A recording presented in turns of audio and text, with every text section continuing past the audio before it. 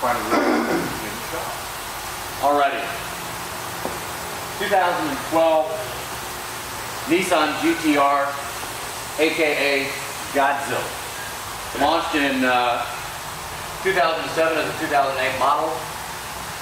Improvements from 11 to 12, or no, excuse me, 10 to 11. No, 11 to 12. Improvements were, you take it from 485 horsepower up to 530. You take the torque, 434 horsepower up to 448. So it is a monster. Of course, you add that power. One of the driving dynamic issues was it was a little sloppy in turns, so they had to stiffen the car. They replaced or add a carbon fiber brace over the shock towers, firewall bracing, and they moved the shocks out. So consequently, when you go hard into a turn, you're able to, with the all-wheel drive, you're able to mash on it and launch out of the turn. LED lighting on the front, reshaped chin spoiler, and to get the added horsepower, they increased the boost from 10.9 on the twin turbos to 13.0. The early models did have a transmission issue. I don't think it was a design flaw, but I think it was more the way people drove them. Okay. Consequently, with the new one, you have launch mode. You had launch mode in the beginning, but they limit the number of times you can launch it, okay, so that you're not burning up the transmission. You can launch it 4 times, and then you got to drive it 1.5 miles to cool the transmission back down. But when you put it in launch mode, it revs it to 4,000 RPMs with you applying the brake, and then you release the brake, wham, you're gone.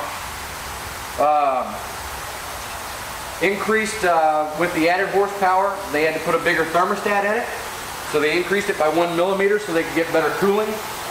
Of course, you have that kind of power. You've got to be able to control it into the turns. They've always had the Brembo brake package, but they increased the rotor size from 15 to 15.4 inches. So you have a bigger swept area of the brake pad. The early models, you had a couple of choices in tires. They actually worked with Dunlop, and these tires are unique and specially designed for this car. Nissan rates the car at 0 to 60 in 2.9 seconds. All right, that's the 4th fastest car in production.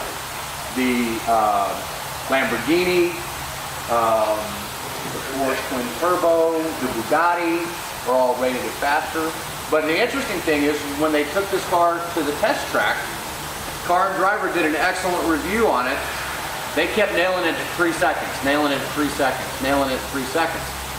Motor Trend, at the same place, same driver, 2.7, 2.8. I don't know who was right, who was wrong, or who was not running the stopwatch right. But it is the 4th fastest car on the market. The neat thing is your production numbers in 2010, well, 07, 08, 09, or 08, 09, and they were building about 1,500, 1,700 cars. Production fell in 2010 to 877. So it's a very exclusive car. I don't know what the production numbers were in 12, but I'm sure there weren't many. All right. This particular car, there's a lot of premiums on the market. This particular car is the highly desirable Black Edition. What the Black Edition gives you are Recaro seats, red and black interior. They give you actually a lighter wheel. It weighs less, with a black finish. The base plus the premium package stickers for $90,900. A Black Edition stickers at $96,100. This car sticker's higher than that. This car sticker's higher than that because this color, $3,000 option. So you're at $99,000 for this car. Bottom line, as far as driving the car, it's better balanced. It's actually with the increased horsepower, with the specially designed tires, with the stiffer body, It's working together in the turns. It'll push through it, and it will hold coming out of the apex on the turn. I mean, that is what's really cool about the difference between a 12 and an 11 or a 10, is that, you know, when you're cornering hard, this car will stick. JD, do you know the percentage of power to the front versus the rear? No, none of the articles I read gave me that. You can, you know, with the all-wheel drive, you can drag it, you can race it. Bottom line is, for 86 grand, this is a whole lot of car. All-wheel drive. All-wheel drive. What is it? 3.8 liter twin turbo V6. Yes. As my 13-year-old would say, this car is truly beast.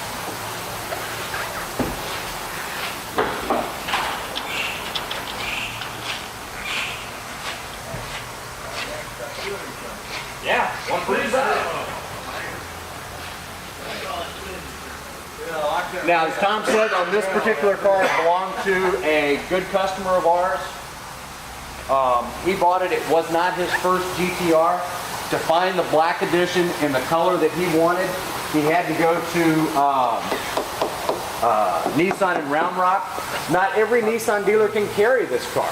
You have to, like with the old SVT program with Ford, the Nissan dealer has to sign up. They have to train their techs. They have to train their salespeople. All of that has to be done just to be able to market the car. So this customer went to Round Rock, purchased it.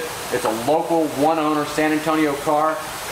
Everything on the car is bone stock, but he did add pop-off valves. No, but I know you will. So I forget now the name of the company. Go Fast Bits pop-off valves. If you put too much boost in the car, rather than blow the motor, the valves are going to pop. So you save yourself a very expensive engine. But all of this is carbon fiber. The bracing, like I said, the shocks moved out. The firewall has extra bracing in it, a honeycomb carbon fiber, and it's to keep this front end stiff so that when you pound into a curve, you can floor it and come right out. Awesome, awesome automobile.